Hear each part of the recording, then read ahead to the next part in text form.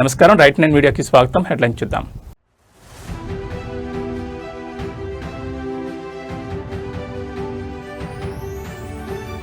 కర్ణాటకలో మంత్రి నారా లోకేష్ పర్యటన, గజమాలతో ఘన సత్కారం.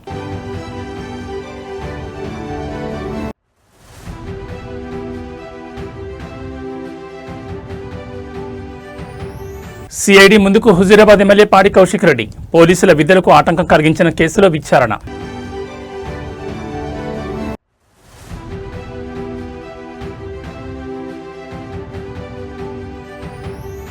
తిరుపతిలో వైసీపీ భారీ నిరసన, టీటీడీ చైర్మన్ బీఆర్ నాయుడు రాజీనామాకు డిమాండ్.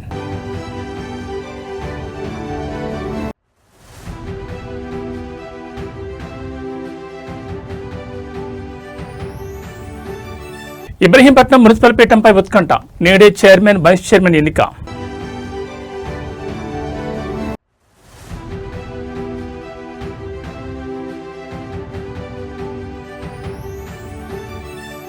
ఖానాపూర్ మున్సిపల్ ఎన్నికల వేళ హైటెన్షన్, బీఆర్ఎస్ పరిశీలకుడు జోగు రామన్న హౌస్ అరెస్ట్.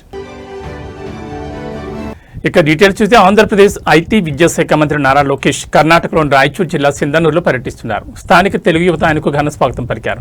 గజమాలతో ఘనంగా సత్కరించారు. అనంతరం ఎంజీ సర్కిల్ నుంచి గంగావతి రోడ్ వరకు ర్యాలీ కొనసాగింది.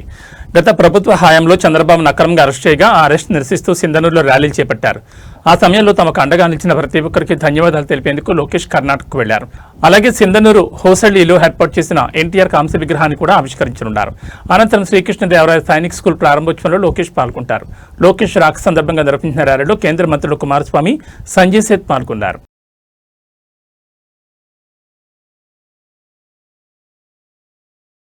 రెచ్చగొట్టే వ్యాఖ్యలు, పోలీసుల విధులకు భంగం కలిగించిన కేసులో హుజూరాబాద్ ఎమ్మెల్యే పాడి కౌశిక్ రెడ్డి ఇవాళ సిఐడి అధికారులు ఎదుట హాజరు కానున్నారు. ఈ విచారణకు హాజరు కావాలని సిఐడి ఇప్పటికే ఆయన వారికి 41A సిఆర్పిసి కింద నోటీసులు జారీ చేసింది. జనవరి 29న వేణవంకలో సమ్మక్క సారక్క జాతరకు 15 కార్లతో ర్యాలీగా వెళుతుండగా కౌశిక్ రెడ్డిని పోలీసులు అడ్డుకున్నారు.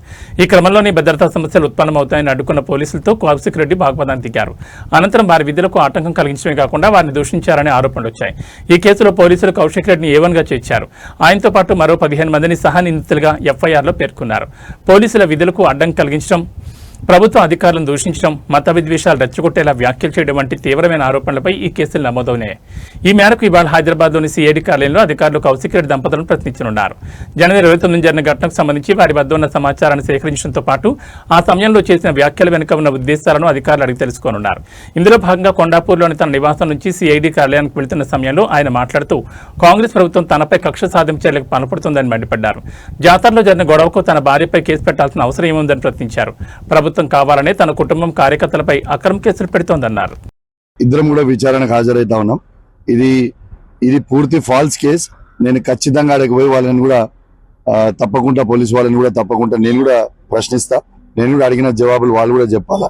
ఇది పూర్తిగా అక్రమ కేసు. దీనికి సిఐడికి దీనికి సంబంధం ఏమున్నది? ఒకటి, అసలు నా సతీమణికి నోటీసులు ఇవ్వాల్సినంత అవసరం ఏమున్నది? దీన్ని బట్టే ప్రజలందరూ కూడా అర్థం చేసుకోవచ్చు ఈ ప్రభుత్వం ఏ విధంగా నన్ను తిరుమల తిరుపతి దేవస్థానం చైర్మన్ బీఆర్ నాయుడు తక్షణమే పదవి నుంచి తొలగించాలని డిమాండ్ చేస్తూ వైఎస్ఆర్ కాంగ్రెస్ పార్టీ ఆధ్వర్యంలో తిరుపతిలో భారీ నిరసన కార్యక్రమం చేపట్టింది. రాష్ట్ర వ్యాప్త నిరసనలో భాగంగా తిరుపతి ఇన్ఛార్జ్ భూమన అభినరెడ్డి నేతృత్వంలో పార్టీ శ్రేణులు పెద్ద ఎత్తున రోడ్లపైకి వచ్చాయి. తిరుపతిలోని ప్రముఖ తాతయ్యగుంట గంగమ్మ గుడి వద్దకు భూమన అభినరెడ్డి తన అనుచరులతో చేరుకున్నారు. అక్కడ అమ్మవారికి ప్రత్యేక పూజలు నిర్వహించిన అనంతరం టీటీడీ పవిత్రతను కాపాడాలని కోరుతూ నిరసన ప్రదర్శన చేపట్టారు. బీఆర్ నాయుడు టీటీడీ చైర్మన్ పదవికి అనర్హుడని, ఆయన తక్షణమే రాజీనామా చేయాలని వైకాపా నాయకులు డిమాండ్ చేశారు. పవిత్రమైన తిరుమల ప్రతిష్టను మస్కబార్చేలా వ్యవహరిస్తున్నారని వారు ఆరోపించారు. నగరంలో పోలీసులు సెక్షన్ 30 అమలు చేస్తూ మీడియా ప్రతినిధులపై ఆంక్షలు విధించడం పట్ల భూమన్ అభినయరెడ్డి తీవ్రస్థాయిలో ధ్వజమెత్తారు. ప్రజాస్వామ్యంలో నిరసన తెలిపే హక్కును కాలరాస్తున్నారని, వార్తా సేకరణలో మీడియాను అడ్డుకోవడం సరికాదని ఆయన విమర్శించారు. కేవలం తిరుపతిలోనే కాకుండా రాష్ట్ర వ్యాప్తంగా అన్ని జిల్లాల్లో బీఆర్ నాయుడుకు వ్యతిరేకంగా నిరసనలు తెలపాలని వైకాపా అధిష్టానం పిలుపునిచ్చింది.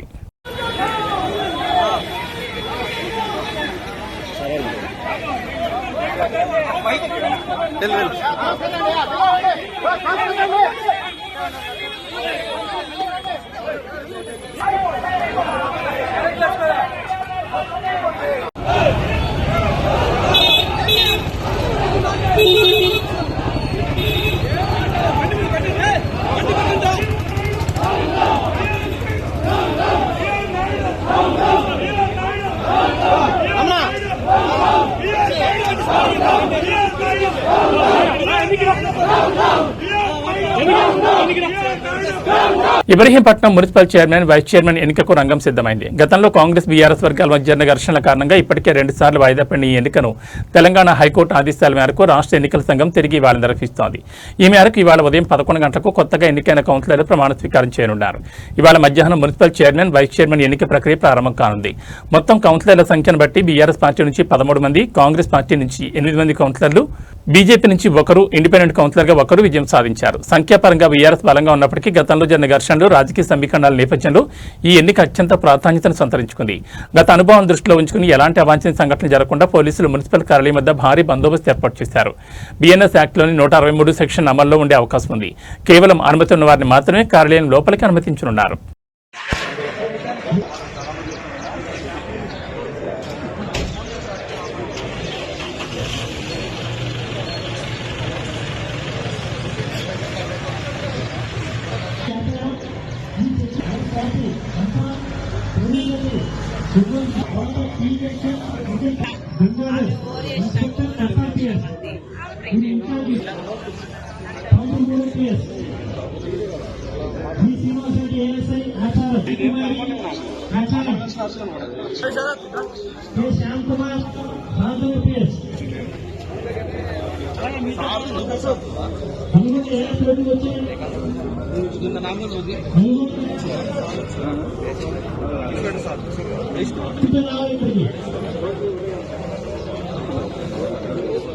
ఆదిలాబాద్ జిల్లాలో రాజకీయాలు ఉద్రిక్తంగా మారాయి. జిల్లా వ్యాప్తంగా బీఆర్ఎస్ నాయకులను పోలీసులు ముందస్తు అరెస్టులు చేస్తున్నారు. మాజీ మంత్రి జోగు రామన్నతో పాటు జిల్లాలోని ఇతర బీఆర్ఎస్ నాయకులను సైతం అదుపులోకి తీసుకున్నారు. రేపు జిల్లాలో సీఎం రేవంత్ రెడ్డి పర్యటన నేపథ్యంలో బీఆర్ఎస్ నాయకులను అరెస్ట్ చేస్తున్నారు. ఇదే సమయంలో ఖానాపూర్ మున్సిపల్ చైర్మన్ ఎన్నికే వేళ జరగనుంది. ఎన్నికలకు పరిశీలకులుగా జోగు రామన్న వ్యవహరిస్తుండగా పోలీసులు ఆయన ముందస్తుగా అరెస్ట్ చేయడం ఇప్పుడు చర్చనీయాంశంగా మారింది. పోలీసుల చర్యలను బీఆర్ఎస్ నాయకులు తీవ్రంగా ఖండిస్తున్నారు. ప్రభుత్వం అన్ని రకాలుగా నిర్బంధాలు గురిచేసినా తాము ప్రజా సమస్యలపై ప్రభుత్వాన్ని నిలదీస్తూనే ఉంటామని స్పష్టం చేశారు. సీఎం రేవంత్ రెడ్డి హోంశాఖను తన దగ్గరుంచుకుని ప్రశ్నించే గొంతులను అక్రమంగా అరెస్టులు చేస్తున్నారని జోగురామన్ విమర్శించారు. ప్రజాస్వామ్యబద్ధంగా జరగాల్సిన ఖానాపూర్ మున్సిపల్ చైర్మన్ ఎన్నికలను కాంగ్రెస్ ప్రభుత్వం అధికార దాహంతో ప్రభావితం చేస్తోందని మండిపడ్డారు. బీఆర్ఎస్ నాయకుల ముందస్తు అరెస్టులు అప్రజాస్వామికమని అన్నారు. ఖానాపూర్ మున్సిపల్ చైర్మన్ ఎన్నిక బీఆర్ఎస్ కు అనుకూలంగా మారడంతో కాంగ్రెస్ ప్రభుత్వం ఇటువంటి కుట్రపూర్తి చర్యలకు దిగజారిందని అన్నారు. ప్రజాక్షేత్రంలో కాంగ్రెస్ పార్టీకి గట్టి గుణపాఠం చెప్పేందుకు ప్రజలు సిద్ధంగా ఉన్నారని స్పష్టం చేశారు.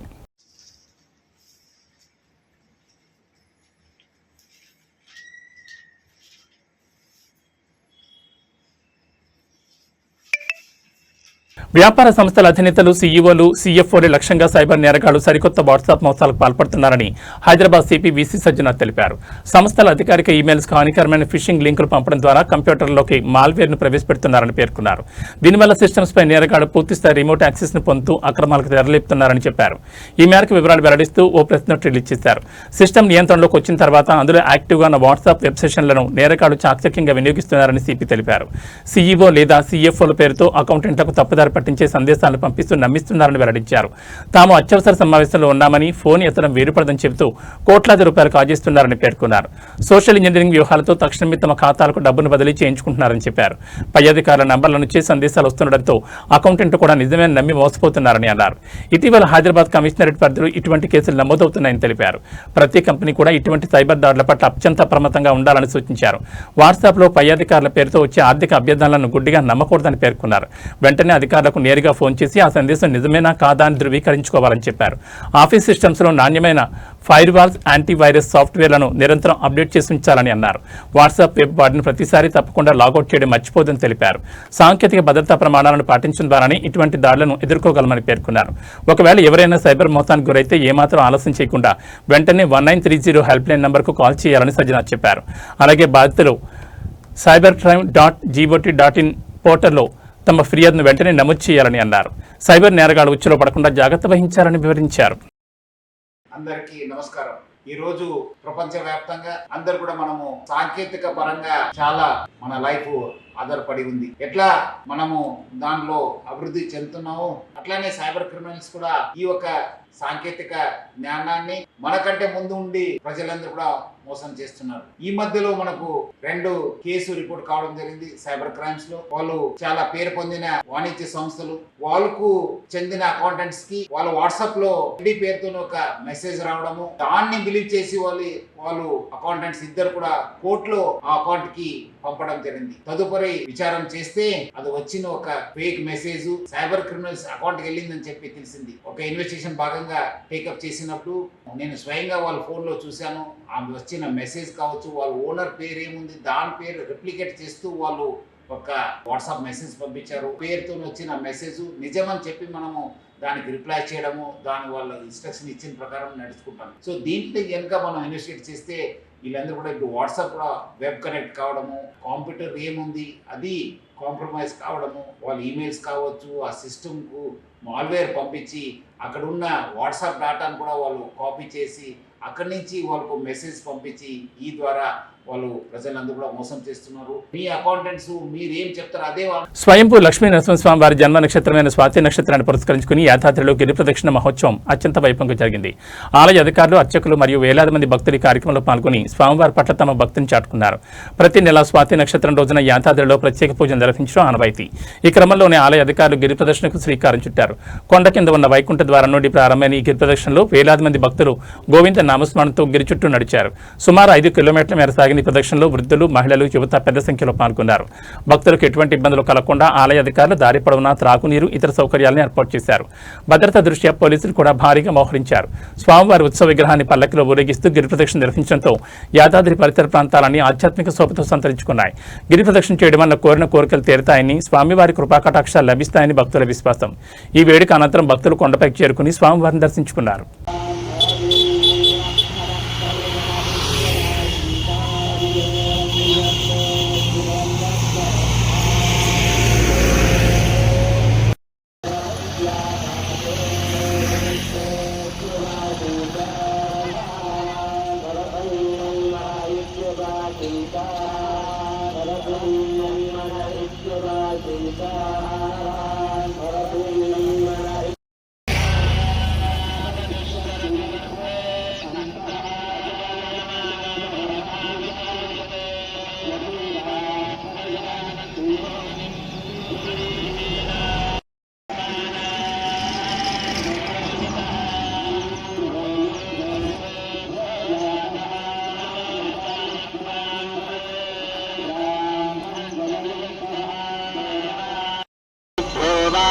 ఋషయో మంత్రకృతో మంత్రపదయః పరాదుర్వాహమృషీన్ మంత్రకృతో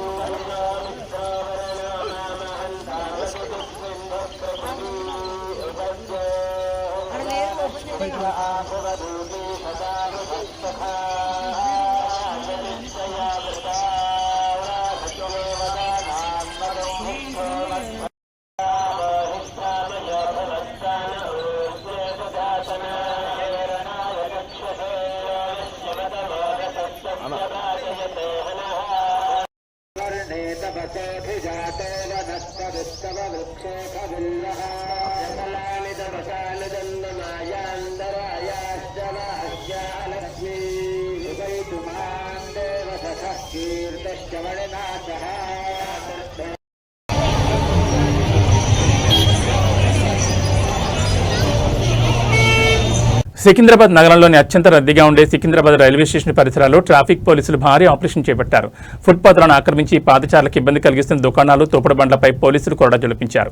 సికింద్రాబాద్లోని ప్రసిద్ధ బ్లూసీ హోటల్ నుండి రేతిఫైల్ బస్టాండ్ వరకు ఉన్న మార్గంలో ఈ తొలగింపు ప్రక్రియ కొనసాగింది. ఫుట్పాత్లను ఆక్రమించిన షెడ్లు, బోర్డులు మరియు ఇతర సామగ్రిని క్రేన్ల సహాయంతో అధికారులు తొలగించారు. ఆక్రమణ తొలగింపు సమయంలో చిరు వ్యాపారులు పోలీసులను అడ్డుకునే ప్రయత్నం చేశారు. తమకు ముందస్తు సమాచారం ఇవ్వకుండా సామగ్రిని తీసివేయడంపై వారు ఆగ్రహం వ్యక్తం చేయడంతో అధికారులకు మరియు వ్యాపారులకు మధ్య తీవ్ర వాగ్వాదం చోటు చేసుకుంది.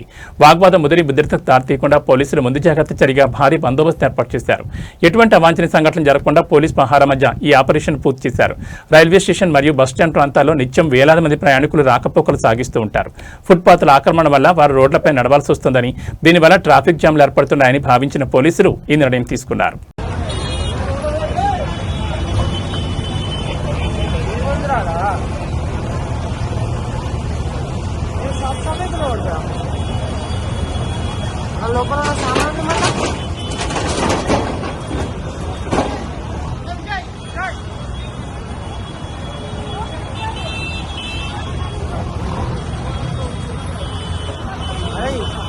కామారెడ్డి జిల్లాలోని రామారెడ్డి మండలం మద్దికుంట గ్రామంలో దొండగులు బరితెక్కించారు. తాళం వేసి నీటిని లక్ష్యంగా చేసుకుని భారీగా నగదు బంగారు ఆభరణాలు తోచుకెళ్లారు.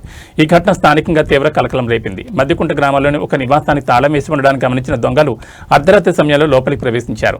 బీరువా తాళాలు పగలగొట్టిన దొండగులు అందులో ఉన్న 3 తులాల బంగారం, 15 తులాల వెండి ఆభరణాలతో పాటు ₹1,00,000 నగదును ఎత్తుకెళ్లారు. ఉదయం గమనించిన బాధితులు వెంటనే పోలీసులకు సమాచారం అందించారు. ఘటనా స్థలానికి చేరుకున్న రామారెడ్డి పోలీసులు క్లూస్ టీం సహాయంతో ఆధారాలు సేకరిస్తున్నారు. బాధితుల ఫిర్యాదు మేరకు కేసు నమోదు చేసి దర్యాప్తును ప్రారంభించారు. గ్రామంలో చోరీ జరగడంతో స్థానిక ప్రజలు భయాందోళనకు గురవుతున్నారు. రాత్రి వేళలో గస్తీ పెంచాలని పోలీసులను కోరుతున్నారు.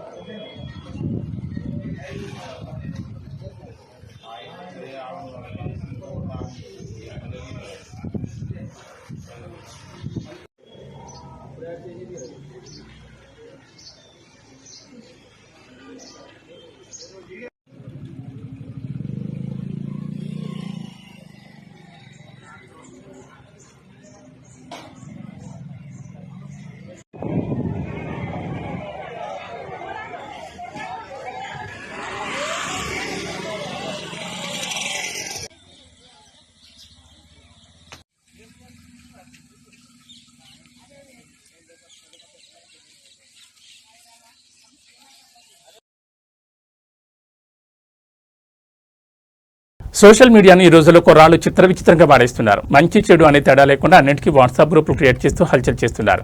ఈ క్రమంలోనే పెద్దపల్లి జిల్లా గోదావరికంలో ఆసక్తికర విషయం వెలుగులోకి వచ్చింది.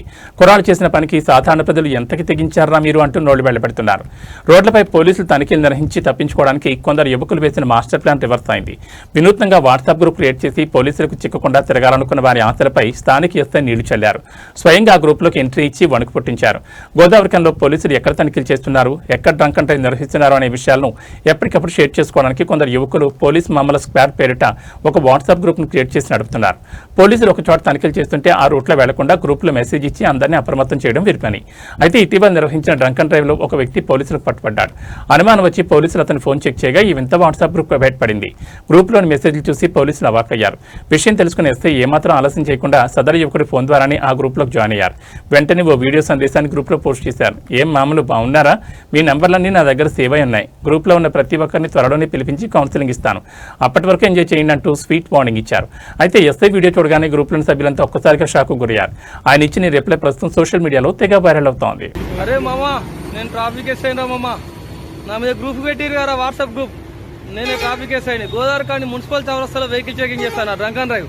రండ్రా మామా, రండి చూసుకుందాం.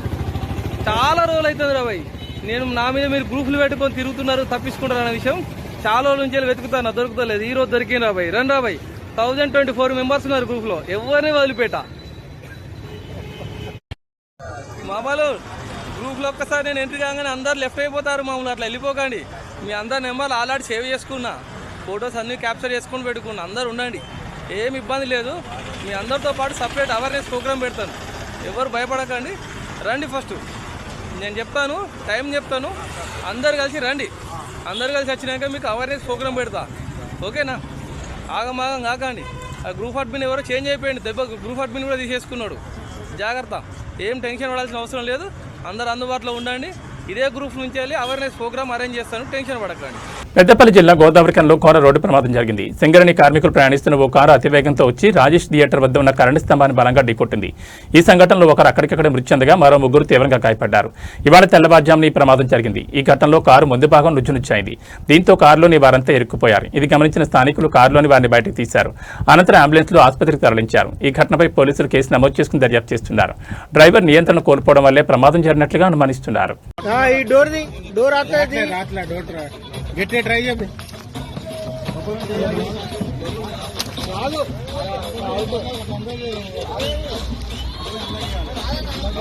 ఇంట్లో అనుకున్నా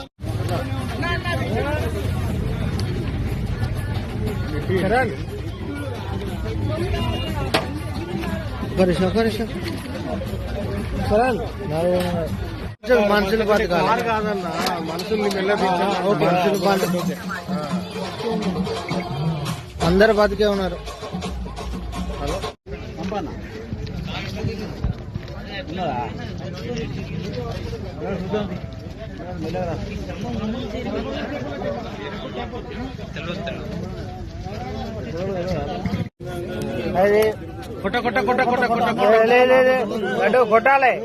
కొట్టాలి కొడితేనే ఆడ అన్ని కండిషన్లు ఉంటాడు ఏబీ బులెటిన్ విశేషాలు. నమస్కారం.